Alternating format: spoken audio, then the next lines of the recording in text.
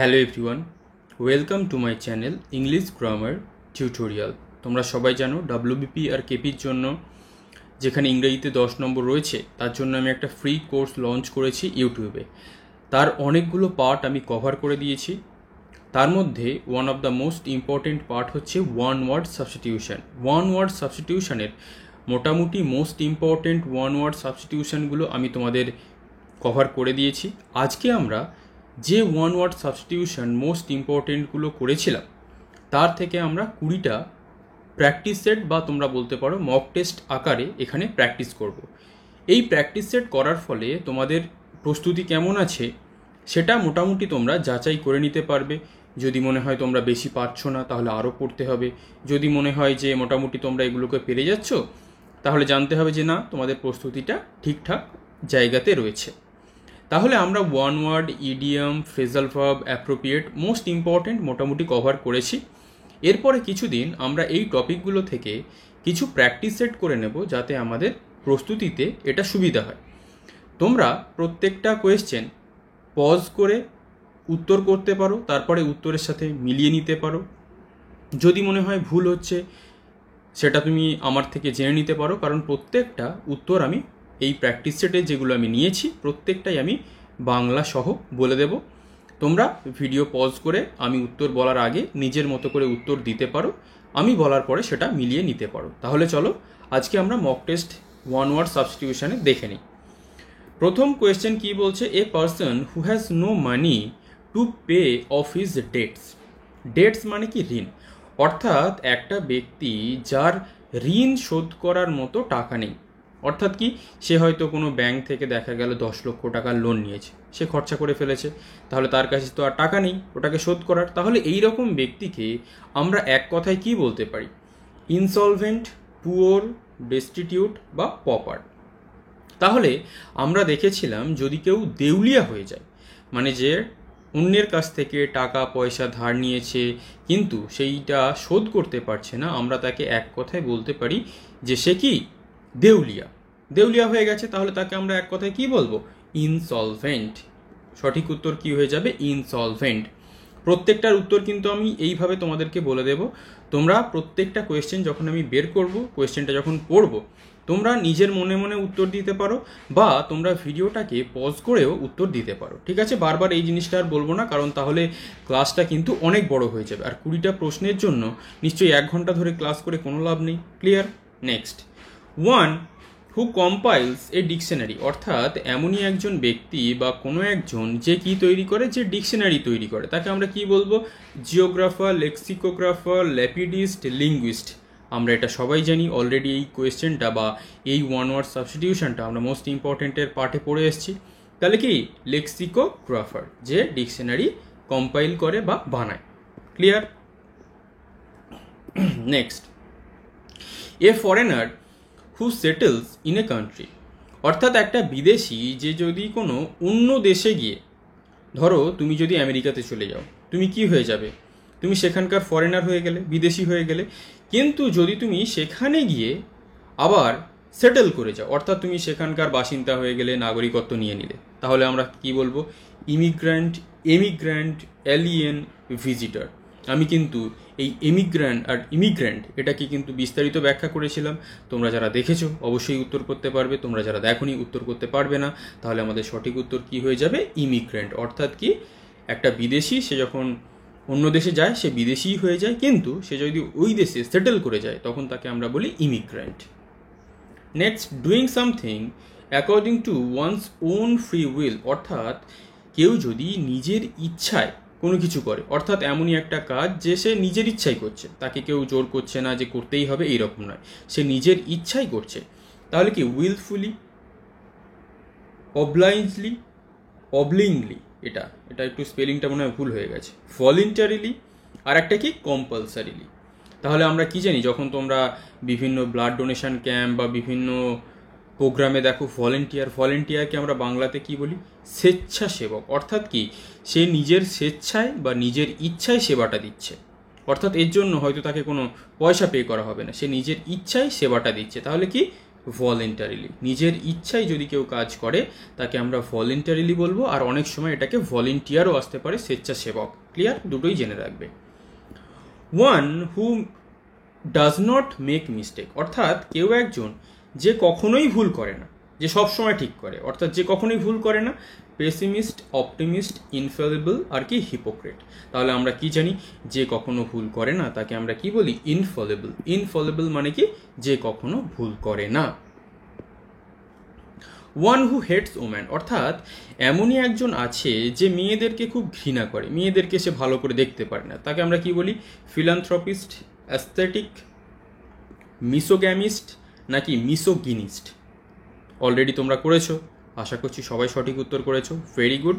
তাহলে আমরা কি বলি? যে মেয়েদেরকে ঘৃণা করে, misogynist. Clear? A cure for all disease, অর্থাৎ সমস্ত রোগের ঔষধ। আমরা অনেক সময় বলি না সর্বৌষধ, অর্থাৎ এমনই একটা ওষুধ আমরা যাকে বলতে পারি যেটা খেলে মোটামুটি সমস্ত রোগ আমাদের সেরে যেতে পারে, তাকে আমরা কি বলবো? Laxative, panacea, antidote, purgative. তাহলে আমরা সবাই জানি, খুবই ইম্পর্টেন্ট। তাহলে কি? ভেরি গুড, সবাই সঠিক করেছো। প্যানাসিয়া, যেটা কি? এ কিওর ফর অল ডিজিজ, সমস্ত রোগের ঔষধ। One who can not speak, অর্থাৎ এমনই একজন যে কি? যে কথা বলতে পারে না। তাহলে যে কথা বলতে পারে না তাকে আমরা ইংরেজিতে কি বলি? বাংলাতে কি বলি? বোবা বলি। তাহলে কি? ডিফ, ডাম, ভিশনলেস নাকি লেম? তাহলে আমরা কি জানি? ডাম। ক্লিয়ার? যে কথা বলতে পারে না, আমরা সবাই জানি। ভেরি গুড, সবাই সঠিক করেছো। A person who loves mankind, অর্থাৎ এমনই একটা ব্যক্তি যে মানুষদেরকে খুব ভালোবাসে, সে একদম মানুষদেরকে ঘৃণা করতে পারে না, খুব ভালোবাসে। মিসান্থ্রোপ, অ্যানথ্রোপোলজিস্ট, ফিলান্থ্রপিস্ট, মার্সিনারি। তাহলে আমরা কি জানি? যে মানুষদেরকে ভালোবাসে, মানুষদের সমস্ত ভালো কাজে লাগে, তাকে আমরা বলি ফিলান্থ্রপিস্ট। আশা করছি সবাই সঠিক উত্তর করেছো। Very good. Loss of memory, আমরা অনেক সময় বলি না যে আমাদের স্মৃতিভ্রম হয়ে গেছে, বা অনেক সময় আমরা আমাদের যে পুরানো স্মৃতি রয়েছে সেটাকে আমরা ভুলে যাই। তাহলে লস অফ মেমোরি, সেই যদি স্মৃতি আমরা ভুলে যাই তাকে আমরা কি বলি? অ্যামব্রোসিয়া, অ্যামনেসিয়া, ইনসমনিয়া, ফরগেটিং। তাহলে আমরা কি জানি? সবাই জানি অ্যামনেসিয়া, অর্থাৎ লস অফ মেমোরি, যেখানে আমাদের আগের কথা কিছুই মনে থাকে না, আমরা পূর্বের সমস্ত কথা ভুলে যাই। Next, an imaginary name assumed by an author for disguise, অর্থাৎ ছদ্মবেশে কোনো একটা কাল্পনিক নাম যখন কোনো লেখক নেয়, অর্থাৎ তোমরা দেখবে যে বিভিন্ন বাংলাতে বিভিন্ন রাইটারের, বিভিন্ন লেখকের বিভিন্ন ছদ্মনাম থাকে। এই ছদ্মনাম তারা কেন ব্যবহার করে? যাতে তার আসল পরিচয়টা জানা না যায়, সে ছদ্মনামে বিভিন্ন কবিতা, নাটক এইসব লিখে থাকে। তাহলে কি? ফ্যাসমাইল, সারনেম, অ্যালিয়াস, সিউডোনিম। তাহলে আমরা কি জানি? সারনেমটা কিন্তু ওখানে টিক মারবে না। সারনেম মানে কি? এই যে তোমাদের পদবি যেটা, সেটা সারনেম। আর যেটা ছদ্মনাম, অনেক সময় তোমরা দেখবে কালকুট, চিত্রকূট, এইসব বিভিন্ন লেখকের ছদ্মনাম থাকে। কালপেঁচা অনেক সময় একটা কি আছে। তাহলে বিভিন্ন রাইটারের যে ছদ্মনাম তাকে আমরা বলি সিউডোনিম। সিউডোনিম এর উচ্চারণটা কিন্তু পি সিউডো নয়, সিউডোনিম। পিটা সাইলেন্ট, উচ্চারণ হবে না। Allowance due to a wife from her husband on separation, অর্থাৎ যেটাকে আমরা বলতে পারি মানে বিবাহ বিচ্ছেদ হয়ে গেলে যে স্বামী তার স্ত্রীকে খোরপোশ দেয়, তাকে আমরা কি বলবো? প্যাট্রিমনি, অ্যান্টিমনি, পার্সিমনি নাকি অ্যালিমনি?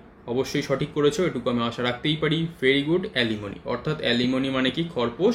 যেখানে যদি তুমি কোনো একটা মেয়েকে বিয়ে করো এবং যদি তুমি তাকে ডাইভোর্স করে দাও, তাহলে তোমাকে খরপোশ হিসাবে অ্যালিমনি বা খরপোশ দিতে হয়। ক্লিয়ার?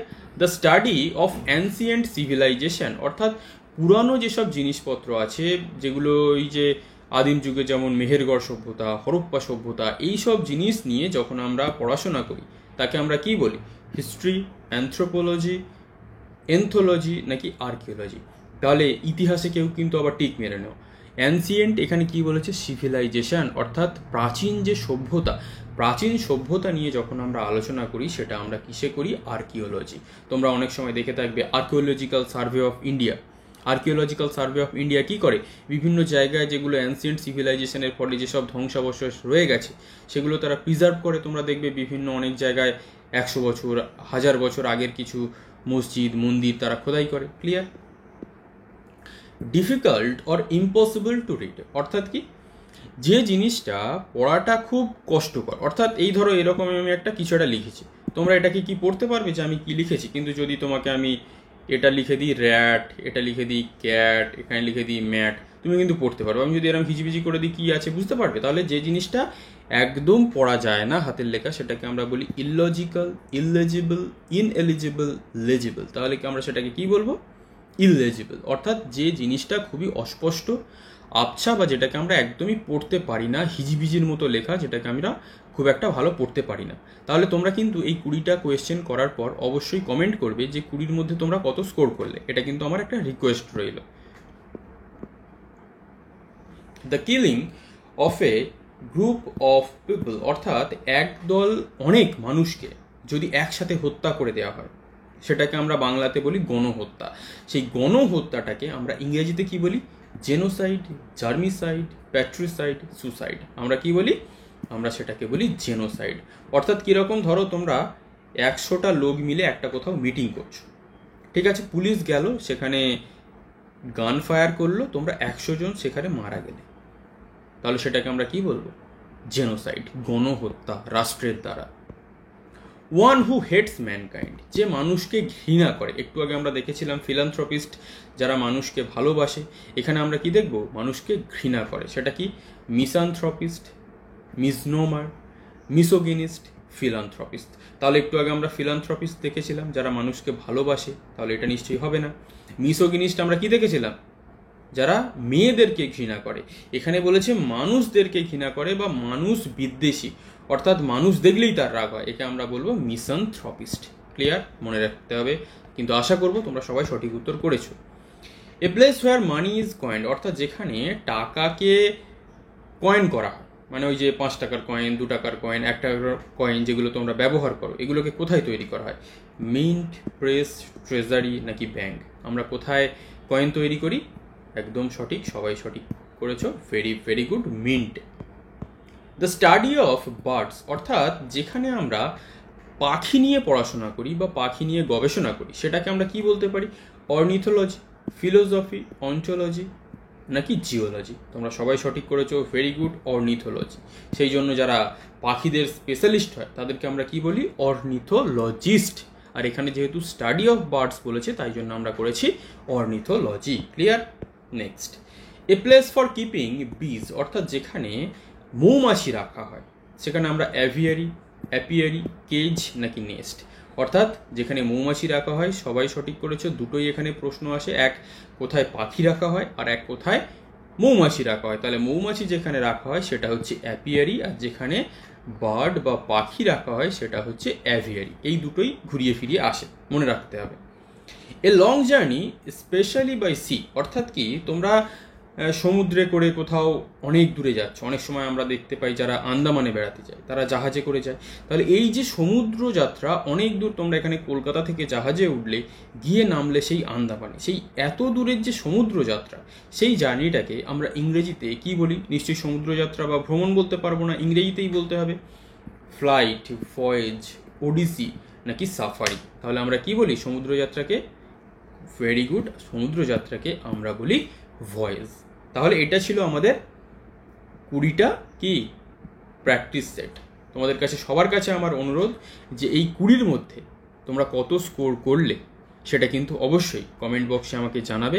এবং তোমাদের এই কোর্সটা আমি কিন্তু কয়েকদিন এরকম প্র্যাকটিস সেটের কিছু ক্লাস দেবো, যাতে তোমরা যে ক্লাসগুলো অলরেডি পড়ে এসছো সেখান থেকে তোমরা প্র্যাকটিস করে নিতে পারো। যদি মনে হয় যে তোমরা এখানে খুব একটা পারছো না, তোমাদের কিন্তু যে ক্লাসগুলো আমি করিয়েছি সেগুলোকে কিন্তু বারবার করে রিভাইজ করতে হবে, কারণ রিভাইজ যত না তোমরা করবে তত কিন্তু তোমরা খুব তাড়াতাড়ি ভুলে যাবে। আর যদি তোমরা রেগুলার ইন্টারভালে, অর্থাৎ 2-1 দিন, 3 দিন, 4 দিন ছাড়া রিভাইজটা করে নাও, তাহলে কিন্তু ওই জিনিসগুলো তোমাদের মাথায় অনেক দিন বেশি স্টে করবে। ক্লিয়ার? তাহলে একটা রিকোয়েস্ট, অবশ্যই তোমরা কমেন্ট করবে কত স্কোর করলে। আর যেটা আমি প্রত্যেক দিন রিকোয়েস্ট করে থাকি তোমাদের, একটা লাইক অবশ্যই তুমি ভিডিওতে করে দিও, কারণ তোমাদের একটা লাইক আমাকে আরও বেশি ইন্সপায়ার করে তোমাদের জন্য ভালো ভালো কন্টেন্ট আনার জন্য। ক্লিয়ার? তাহলে পরের প্র্যাকটিস সেটে আমাদের খুব শীঘ্রই দেখা হবে। আজ এই পর্যন্তই। Thank you for watching.